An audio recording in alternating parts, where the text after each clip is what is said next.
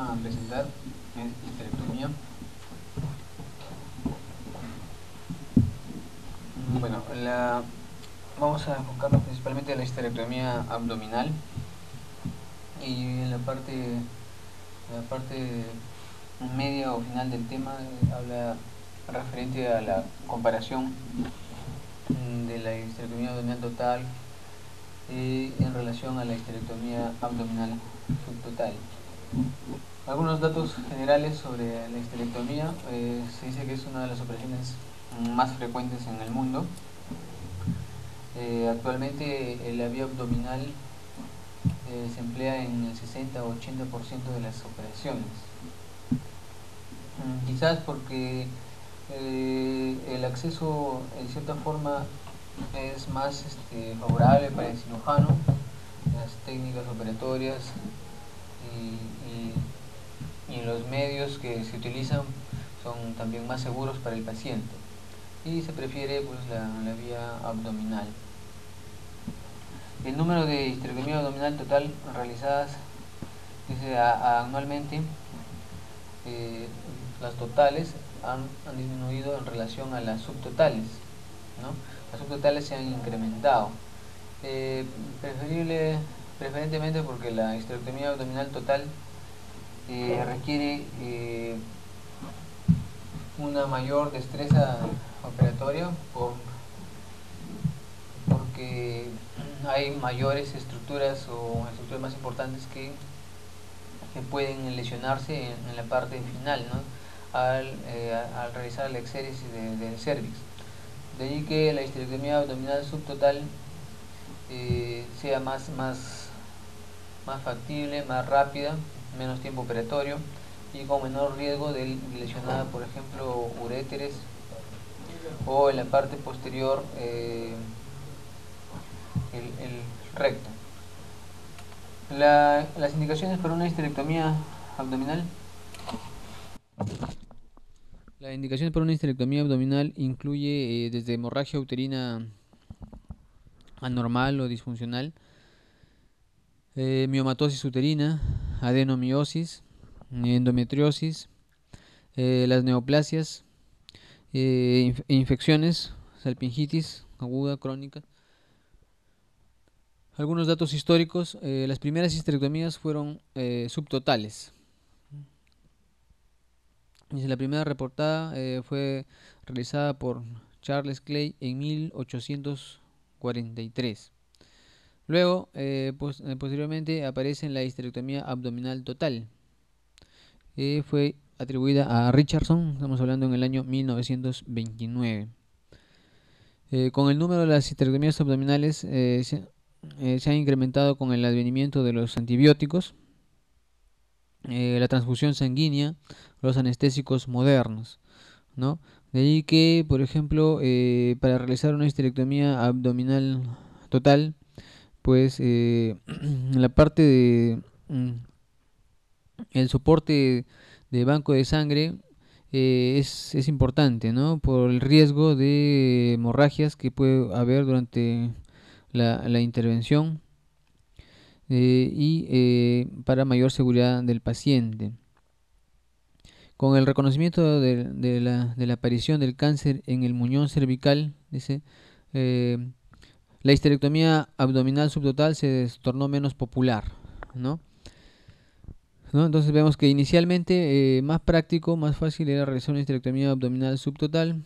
Luego se dejó de hacer eso porque pues igual los pacientes que se le hacen histerectomía abdominal subtotal tienen que realizarse sus estudios de despistaje de lesiones premalignas o cáncer de cervix, ¿no? Los ginecólogos sí se han reconsiderado su actitud negativa hacia la histerectomía abdominal subtotal por el cambio de la perspectiva del riesgo de cáncer de cervix, ¿no? Y por el riesgo de lesiones de vejiga y uréter y los continuos litigios por la práctica médica. Es decir, actualmente nuevamente se está prefiriendo optar por la histerectomía abdominal subtotal, ¿no? A fin de evitar riesgos tanto de lesiones de uréter, lesiones de vejiga, y problemas médico-legales también que pueden estar implicados de estas lesiones, ¿no? Algunas consideraciones anatómicas. El útero está pues ubicado dentro de la pelvis, ¿no? Está por detrás de la vejiga y delante del recto. La forma, pues la forma de una pera invertida. En promedio, un útero sano está entre 7.5 por 5 centímetros de ancho, ¿no? Son sus medidas aproximadas. Y se puede dividir la parte superior, la parte inferior, que es el cervix, el cuerpo, y el fondo uterino. Hay estructuras tubulares del fondo uterino, digamos los ligamentos redondos, que son los que están más anteriores, más próximos a la vejiga, las trompas de falopio y el ligamento útero-ovárico en la parte posterior. Esta distribución es importante para poder diferenciar en algunos casos en los cuales la anatomía se ha distorsionado por problemas de endometriosis, adherencias, infecciones crónicas, ¿no? Que pueden haber, que no permiten identificar las estructuras. El peso promedio del útero es alrededor de 80 gramos. Entonces, acá vemos, es una vista de la parte posterior, ¿no? De la cavidad pélvica. Hacia adelante, en la parte anterior, la vejiga. Por detrás, el útero. Por detrás del útero está el recto. Ahora, en la parte anterior observamos los ligamentos redondos, ¿no? Que son las principales estructuras que se van a incidir al momento de realizar la histerectomía, al inicio de la histerectomía, ¿no? Eh, Medial están las trompas uterinas y por detrás están los ovarios, es para identificar la anatomía. El útero está sostenido en la parte distal o en la parte inferior, o sea, estamos hablando a nivel del cervix, por los ligamentos uterosacros, ¿no? Que son quizás los principales los que le dan mayor resistencia o fijación al útero y depende en cierta forma de la estabilidad de estos ligamentos, depende de que no se desarrolle un histerocele. Y a los lados, formando los parametrios, están los ligamentos cardinales o de McEnroe. Estos dos ligamentos son los que le dan el sostén al útero a nivel cervical y lo fijan a las paredes óseas, al sacro en la parte posterior y a los huesos ilíacos en las partes laterales. Es importante porque es importante esto de acá. En la histerectomía abdominal total pues tiene que incidirse los ligamentos uterosacros, los ligamentos cardinales y descender hasta las paredes de la vagina. Asimismo, es importante también esta estructura anatómica en los casos de lesiones malignas de cervix, en los estadios, pasados los estadios 2B, donde hay compromiso de los parametrios, es decir, que se forman o el compromiso de los ligamentos cardinales que se fijan a las paredes laterales, a las paredes óseas de la pelvis. Ahora, en cuanto a la irrigación, la arteria uterina es la principal, el vaso que administra el aporte sanguíneo al útero. Así también la arteria ovárica en la parte de la fúndica, en la parte ísmica, elevada irrigación. Es importante también los ligamentos que conforman el ligamento, los ligamentos uterinos de la hoja posterior, la hoja media, ¿no? Los ligamentos anchos. Bueno, entonces la histerectomía significa la extirpación del útero, ¿no? Existen distintos tipos de histerectomía que se describen según los órganos que se extirpan, ¿no? Hablamos de una histerectomía total cuando se realiza la extracción del fondo, el cuerpo y el cervix del útero, ¿no? Una histerectomía parcial cuando se extrae básicamente el fondo y el cuerpo del útero y una histerectomía radical, en la cual está incluido útero, anexos, tanto del cervix e incluso hasta una porción, la porción proximal la porción proximal de la vagina. Las indicaciones de la histerectomía, principalmente a la cabeza están la miomatosis uterina, sobre todo las miomatosis sintomáticas, es decir, que se expresan con una menorragia y que conducen a la anemia, o que son de gran tamaño, dando un tamaño uterino para mayor a 12 centímetros, y constituye una indicación de histerectomía. Están indicadas también prolapso uterino vaginal, ¿no? Prolapso de útero. Están indicados en cáncer de endometrio. Está indicado en cáncer cérvico uterino. Está indicado en carcinoma ovárico, ¿no? También está indicado la extirpación del útero. En pacientes con endometriosis, una endometriosis severa, las cuales ya no se requiere, o ya no es el objetivo preservar el útero, también está indicado. En pacientes con sangrado uterino disfuncional, ¿no? Severo, que conduce a la anemia, que no remite con el tratamiento, está indicado la histerectomía. En caso de infecciones pélvicas, ¿no? Infecciones pélvicas por presencia de pelviperitonitis, está indicado histerectomía. Problemas obstétricos, en los casos de hemorragia uterina posparto, que no remiten al tratamiento médico o a los tratamientos adyuvantes, para detener una atonía uterina, pues hay indicación de hacer una histerectomía consecutiva al parto. En casos de dolor pélvico crónico, ¿no? Sobre todo, por ejemplo, pacientes que sufren de adenomiosis, donde hay compromiso hay compromiso de miometrio, o sea, los focos adenomióticos están dentro del miometrio, entonces es causa o es de dolor pélvico, por lo tanto se constituye una indicación para histerectomía. Tumores trofoblásticos, pacientes en los cuales el útero, eh, estamos hablando de una enfermedad trofoblástica gestacional que de gran tamaño, con signos de malignidad, entonces se constituye una indicación de histerectomía. Bueno, la esterilización, bueno, en casos, básicamente se refiere a cuando la paridad está satisfecha. Puede haber indicaciones inapropiadas, ¿no? En las cuales no amerita realizar una histerectomía, porque hay opciones de tratamiento menos radicales, ¿no? Pacientes, por ejemplo, manejo de la menopausia, no requiere histerectomía. Infecciones del tracto genital inferior, ¿no? Cervicitis, leucorrea. Dismenorrea primaria, tampoco requiere. Síndrome premenstrual, tampoco requiere. Incontinencia urinaria leve, no está indicado, no hay relación con que se va a mejorar la incontinencia con la realización de la histerectomía. Hemorragia postmenopáusica,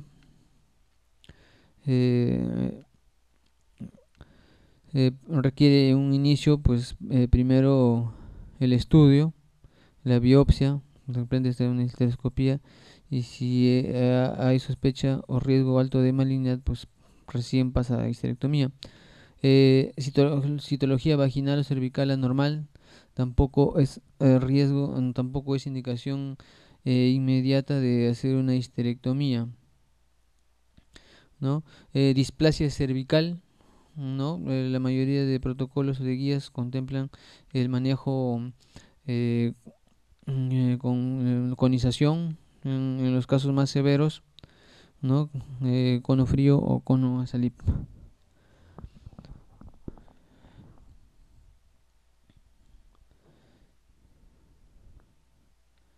Las alternativas a la cirugía ginecológica han adquirido mayor importancia en los últimos años.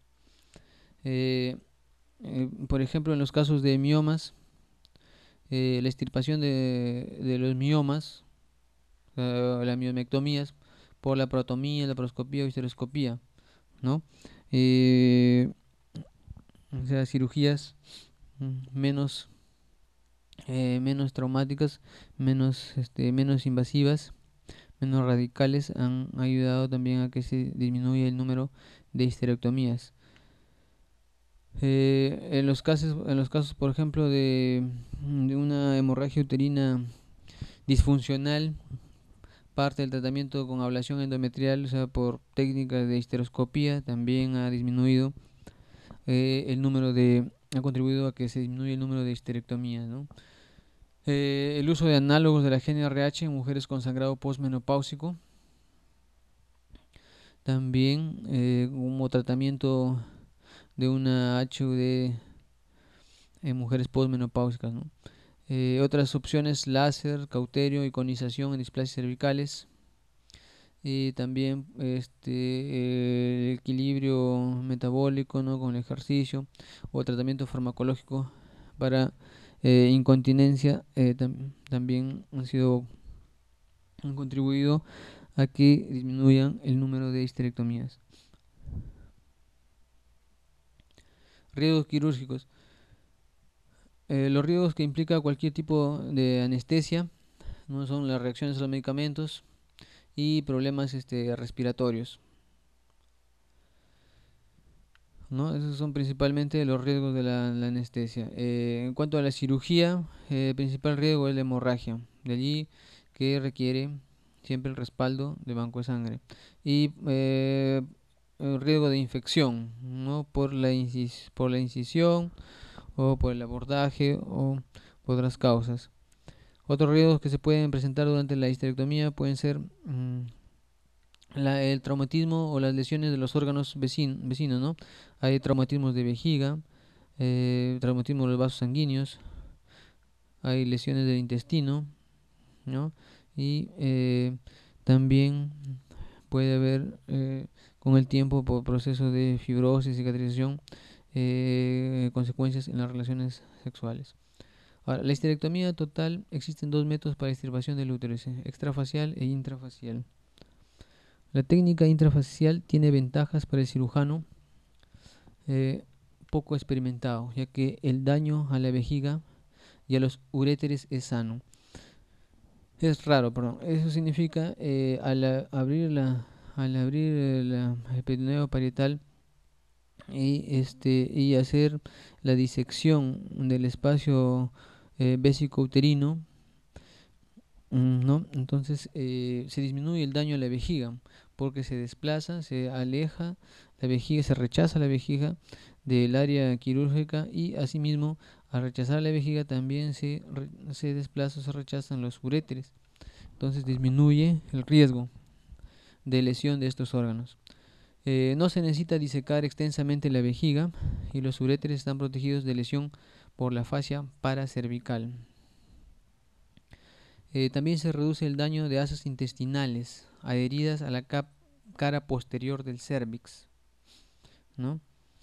Particularmente aquellos asociados a endometriosis, o sea, los cuales hay adherencias crónicas, ¿no? Por endometriosis crónica, pues es más favorable, permite disminuir el riesgo de traumatismo del intestino grueso, ¿no?, específicamente del recto. La técnica extrafacial es más rápida, menor pérdida sanguínea, dice. Pero en pacientes con patología maligna como el cáncer de endometrio, se debe utilizarse siempre la técnica extrafacial, ¿no? Hay algunas indicaciones en las cuales tiene que realizarse. No hay acuerdo sobre si cerrar o no el manguito vaginal, ¿no? Algunos prefieren cerrar, otros no, y los resultados: no hay diferencias significativas a favor o en contra de cuál tal técnica, ¿no? Hay opiniones divergentes acerca de si el peritoneo visceral debe cerrarse o dejar abierto.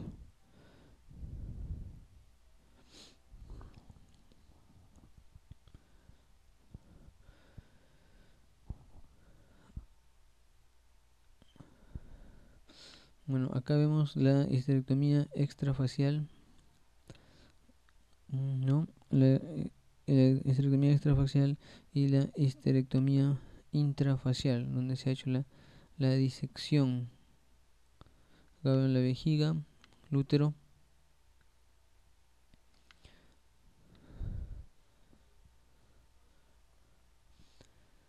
Cuidados pre y posoperatorios. Bueno, hay que informar al paciente sobre la cirugía que se va a realizar, ¿no? Sobre la histerectomía. Se tiene que informar sobre las complicaciones precoces y tardías en cualquier laparotomía, ¿no? Básicamente el instrumento para hacerlo más formal es el consentimiento informado. Eh,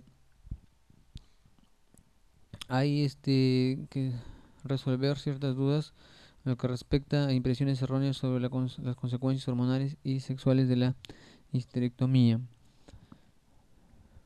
Eh, Como parte de los cuidados preoperatorios es importante que se cuente con una citología cervical antes de la operación, ¿no? Lo cual va a decidir también la técnica a realizar, si hacer una histerectomía total, radical, ampliada vagina o en algunos casos subtotal. Si se está indicado realizar test de embarazo antes de la operación, ¿no? En algunos pacientes que hay sospecha de embarazo, bueno, se puede realizar la prueba de embarazo, ¿no? Corregir la anemia de la cirugía. Es importante que todo paciente ingrese con una hemoglobina adecuada, por encima de 11, o sea que no esté en anemia, es lo ideal. Dice, en cuanto a los cuidados preoperatorios, los pacientes pues requieren la hospitalización un día anterior, ¿no? Deben tener cuidado en que en cuanto a los alimentos deben ser ligeros o líquidos, de preferencia en las 24 horas previas a la cirugía. Requieren preparación con enema evacuante la tarde anterior a la cirugía. Es por eso que son hospitalizados para su preparación. Requieren tratar infecciones cervicales y vaginales antes de la cirugía. Lo ideal a fin de que sean focos contaminantes o aparezcan infecciones postoperatorias. Otro punto importante en cuanto a los cuidados preoperatorios son la administración de antibióticos profilácticos, ¿no? Disminuye significativamente la frecuencia de infección postoperatoria. Lo más frecuente para histerectomía se utiliza la cefazolina, ¿no? La cefalosporina, la cefazolina. Bueno, acá hay un esquema en cuanto a antibiótico profilaxis, los regímenes que son adecuados o propuestos para una histerectomía. Por ejemplo, tenemos acá cefazolina, que es la que usamos principalmente en el medio. 1 a 2 gramos intravenoso, 1 a 2 horas antes de antes de la cirugía, porque tiene una vida media de 1 a 2 horas. También se puede utilizar en pacientes que son alérgicos o sensibles a las penicilinas, metronidazol vía endovenosa o metronidazol más gentamicina o una quinolona. O clindamicina también. Clindamicina es una opción, por ejemplo 900 miligramos endovenoso, ¿no? Una vida media de 2 a 5 horas. Entonces, primera opción, las cefalosporinas como cefazolina, que es la que se usa adecuadamente en nuestro medio. Y opciones para los pacientes que son sensibles, metronidazol, clindamicina o gentamicina o una quinolona. La histerectomía extrafacial hay una apertura del abdomen mediante sección transversa, baja o incisión mediana. Como había mencionado, una de las indicaciones es en las cuales hay un diagnóstico de un cáncer de endometrio. La incisión debe ser lo suficientemente grande para permitir la exploración adecuada de la cavidad abdominal, ¿no? Asimismo va a permitir esta incisión grande pues mayor facilidad de realizar la cirugía Identificación de hallazgos y si existieran lisis de adherencias que interfieran en la cirugía. Inicialmente pues hay que hacer liberar las adherencias para iniciar la cirugía. Requiere un empaquetamiento del intestino superiormente, lo cual permitirá una buena exposición de la pelvis. La incisión abdominal se separa ampliamente con un separador que se mantenga abierto por sí solo. Otra alternativa menos traumática, uso de 2 separadores abdominales.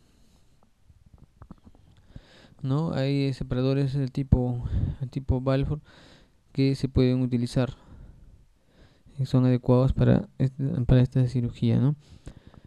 La histerectomía extrafacial, separación de los anexos y del ligamento redondo. Ahora, esto es parte de la técnica quirúrgica, ¿no? Se sostiene los ligamentos redondo y útero ovárico en cada lado con pinzas de Kocher, elevando el útero fuera de la pelvis. El primer paso es separar el ligamento redondo aproximadamente a 1 a 2 centímetros de su fijación al útero.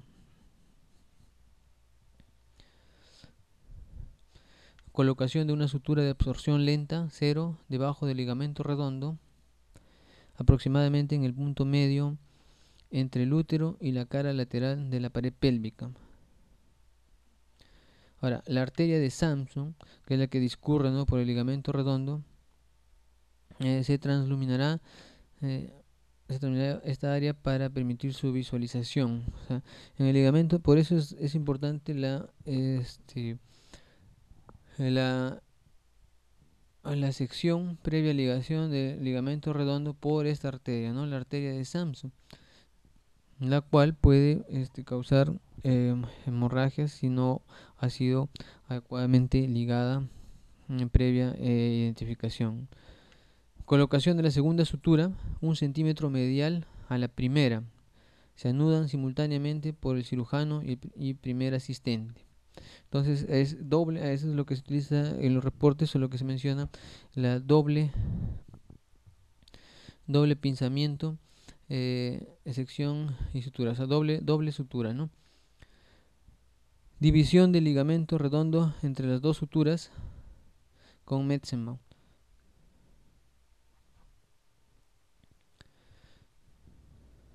Se recomienda usar la disección cortante con tijera. Esto es lo que se ve desde la imagen, donde está el pinzamiento del ligamento redondo y el anexo levantamiento del útero hacia arriba, ligadura del ligamento redondo. Acá está.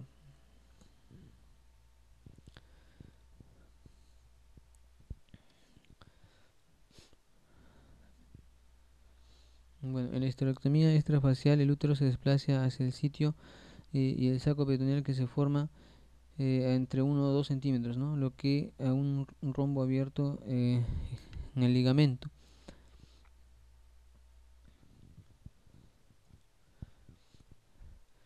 Este rombo que se ha formado requiere que se agrande, extendiéndolo por el peritoneo libre y exponiendo los vasos subyacentes. Ahora, si se considera la extirpación de los anexos, se alarga la incisión peritoneal cranealmente a lo largo del ligamento infundíbulo pélvico. Ahora, si se va a conservar los anexos, se tira de ellos y utilizando tijeras o el dedo se hace una ventana en el ligamento ancho. Ahora, en el ángulo entre los vasos uterinos ascendentes y el ligamento útero ovárico.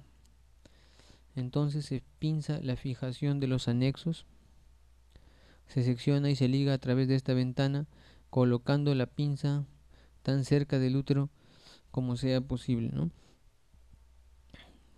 Acá está es el ligamento útero ovárico,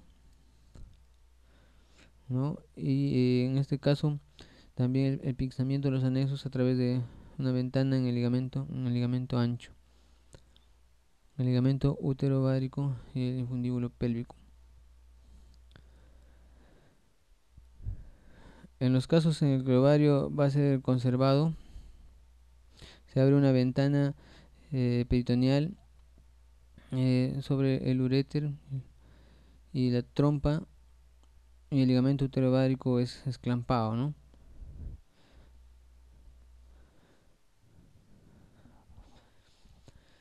Otro paso importante es la movilización de la vejiga. Ahora, la liberación de la vejiga de la pared uterina anterior. El pliegue peritoneal en la unión de la vejiga y el cérvix se incide y la vejiga se separa mediante pequeños cortes de tijera. Acá vemos en esta imagen la disección de la hoja anterior del ligamento ancho en el lado derecho. Se abre entonces el peritoneo por debajo mediante disección roma del tejido conectivo del cérvix con el lado plano de las tijeras cerradas y abriendo repetidamente estas. El tejido conectivo puede ser ampliamente separado del útero, lo cual permite pues la movilización de la vejiga y menor riesgo de lesiones, ¿no? Entonces se ha producido la movilización de la vejiga y se está procediendo a la previa disección cortante de la unión de la vejiga a la cara anterior del cérvix. Luego, una vez que se ha movilizado la vejiga, el siguiente paso es la sección de los vasos uterinos, las arterias uterinas. Para seccionar los pedículos vasculares deben exponerse los vasos, los cuales se hace disecando el tejido conectivo laxo que lo rodea, mediante cortes finos con tijeras hacia el cérvix. O sea, es lo que se conoce comúnmente como la esqueletización de los vasos, ¿no? De los vasos uterinos para poder ligarlos adecuadamente, ¿no? O sea, se visualiza y se va a poder ligar, porque quizás es el punto crucial en cuanto a hemostasia en esta cirugía. En la sección de los vasos uterinos se tiene que hacer la tracción del útero hacia el lado opuesto y apertura de la hoja posterior del peritoneo hasta el lugar de inserción de los ligamentos uterosacros en el útero.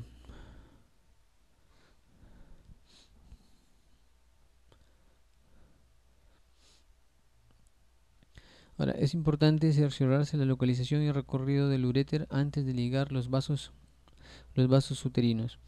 Recordemos que la arteria uterina cruza por sobre el uréter, de allí por su contigüidad anatómica el riesgo de sufrir lesiones o producirse una lesión al uréter, ¿no? Ahora, puede palparse a través de la hoja medial del ligamento ancho usando los dedos pulgar e índice. Se aprecia como un cordón fino que se mueve fácilmente.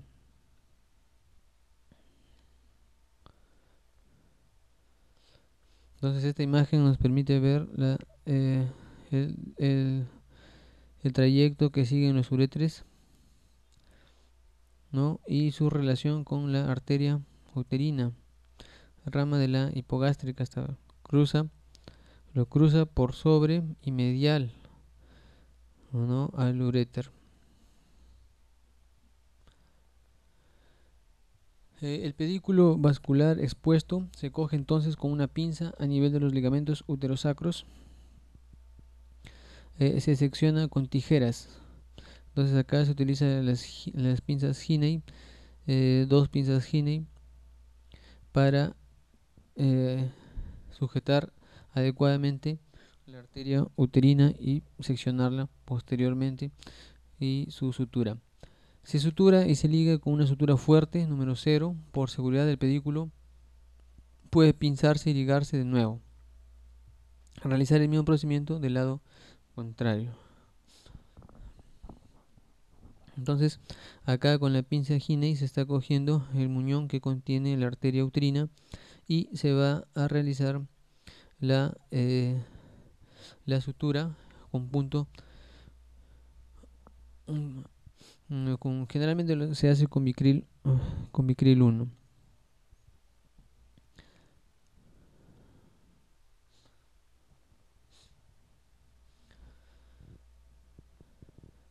¿no? Esto es lo que habíamos mencionado, la esqueletización de las arterias uterinas, así como también la identificación del uréter para una adecuada eh, ligación de esta arteria uterina.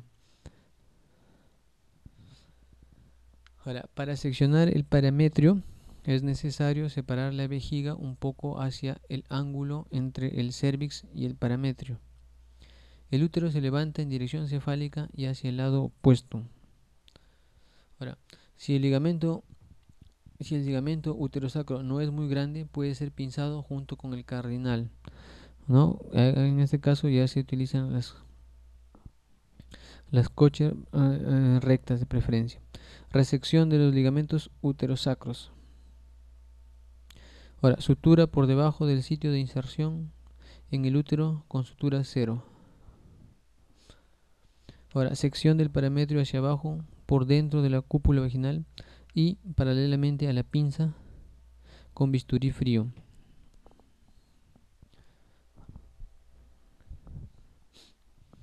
Entonces, acá en este caso, se utiliza el bisturí por la consistencia de este tejido, mayor contenido fibrótico, es más adecuado con bisturí, ¿no? Hay que realizarlo con tijera. Algunos lo realizan con cauterio. Cuando ambos parametrios han sido seccionados, se abre la cúpula vaginal a ambos lados. El resto de la pared vaginal se abre con tijeras comenzando de atrás hacia adelante. Ahora, mientras se realiza disección, se tracciona el útero en dirección cefálica. Ahora, pinzamiento de paredes vaginales y limpieza de abertura vaginal. Ahora, sutura y ligadura de parametrios y sutura del borde vaginal. Se sutura y se ligan los parametrios a cada lado. Ahora, las suturas deben estar lo más cerca posible de la pared vaginal para incluir las venas en este paso, ¿no? Ahora, si el cirujano desea cerrar la entrada de entrada a la vagina, se aproximan las paredes vaginales mediante serie de puntos en 8. Es preferible, ¿no? El cierre del peritoneo visceral. El cierre del peritoneo sobre la cúpula vaginal con sutura continua atraumática. Se realiza una sutura en bolsa de tabaco a través de la hoja posterior del ligamento ancho, ligamento uterovárico, trompas y peritoneo pélvico lateral. El muñón del pedúnculo axial se situará extraperitonealmente.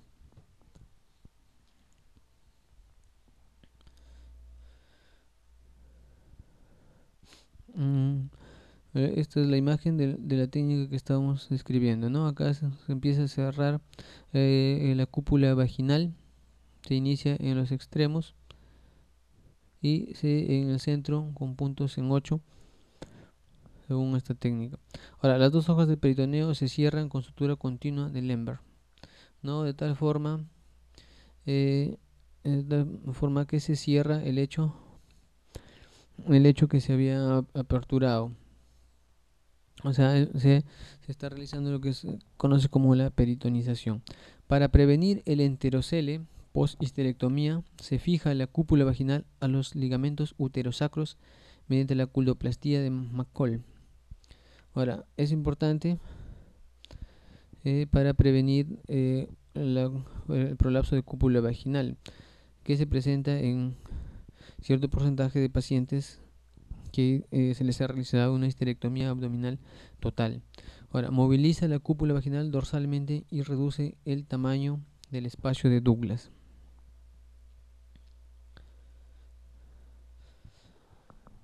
La histerectomía intrafacial, la técnica de Aldrich, similar a la extrafacial hasta el momento en que se seccionan los parametrios.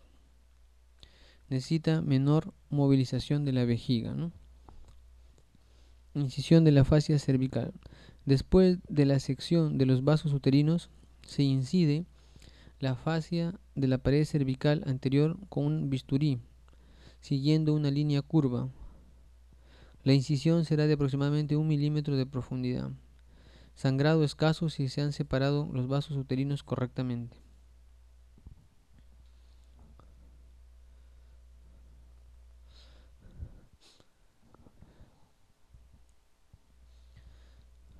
Bueno, acá vemos eh, donde no en la parte posterior no se ha hecho la disección del peritoneo parietal y se procede directamente a la incisión con un bisturí.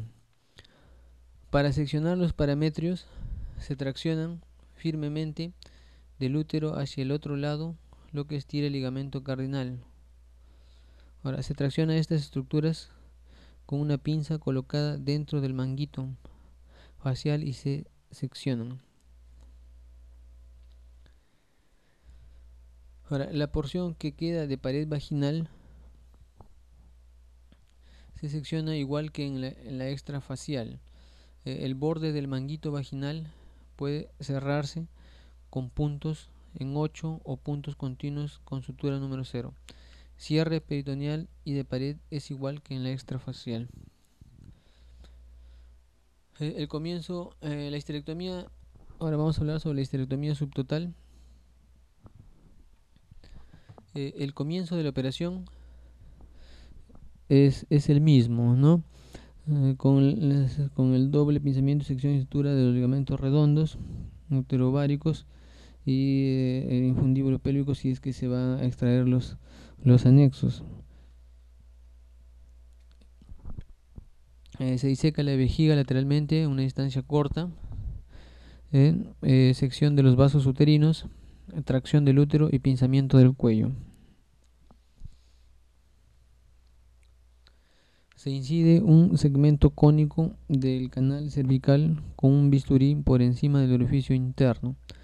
Luego se lleva el útero en posición caudal y se incide en su cara posterior, al mismo nivel en que se ha hecho anteriormente, ¿no? La incisión es dando la forma cónica, ¿no? Con la idea de que se pueda extraer también parte de o la porción proximal del conducto endocervical, y posteriormente algunos prefieren utilizar electrocauterio de esa área que ha quedado a fin de poder eliminar tejido endometrial que puede haber quedado en esa área. Se desinfectan los bordes de la herida.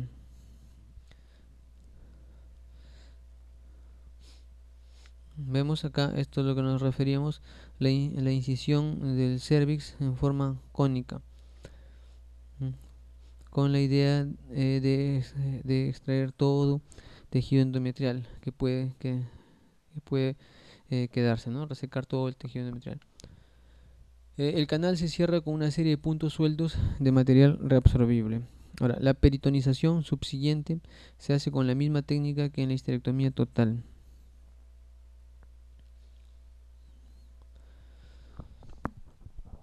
Ahora, algunas partes puntos para comparar lo que es la histerectomía subtotal versus total para condiciones benignas, ¿no? En los últimos 50 años, la histerectomía abdominal subtotal había sido vista como un procedimiento subóptimo, reservado para aquellas instancias raras donde la pérdida sanguínea o la distorsión anatómica limita la extensión de la disección. Recientemente existe la preocupación acerca de la reducción en la calidad de la función orgásmica y la disfunción vesical después de que el cervix ha sido removido. Ese era otro punto a considerar o tener en cuenta para una histerectomía abdominal subtotal. Ahora, los ensayos controlados randomizados recientes no han demostrado diferencias en la satisfacción sexuales, función intestinal y vesical o prolapso vaginal cuando se comparó la histerectomía total versus subtotal. Entonces, aparentemente pues no hay diferencias en estos aspectos. Ahora, la rapidez del procedimiento, la recuperación postoperatoria rápida y la popularidad de la preservación cervical ha resultado en un incremento en el uso de la histerectomía subtotal.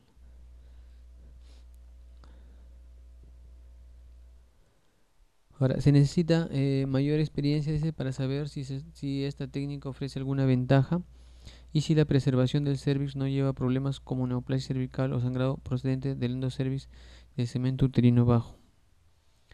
La histerectomía abdominal total versus subtotal. En este estudio compara y una población de 279 pacientes. Todos los pacientes evaluados tuvieron una histerectomía abdominal, ¿no? El grupo, el grupo de histerectomía abdominal subtotal mostró una menor tasa de hospitalización, menor morbilidad febril, y el grupo de histerectomía abdominal subtotal presentó un 7% de hemorragia cíclica y un 2% de desarrollo de prolapso genital. Ahora, Learnon en el año 2003, también otro estudio de 135 pacientes, donde menciona que no hay diferencias en cuanto a complicaciones ni a limitación de sus actividades durante el seguimiento de 2 años. Este autor, Gimbel, en su ensayo randomizado con un año de seguimiento, 158 pacientes con HAT y 162 con histerectomía abdominal subtotal, significativamente menos mujeres desarrollaron incontinencia urinaria en el grupo HAT. Ahora, 20% de mujeres del grupo HAS presentó hemorragia vaginal y 2 requirieron remoción del muñón cervical, aparentemente a favor de la histerectomía abdominal total. ¿Qué nos dice la revisión Cochrane?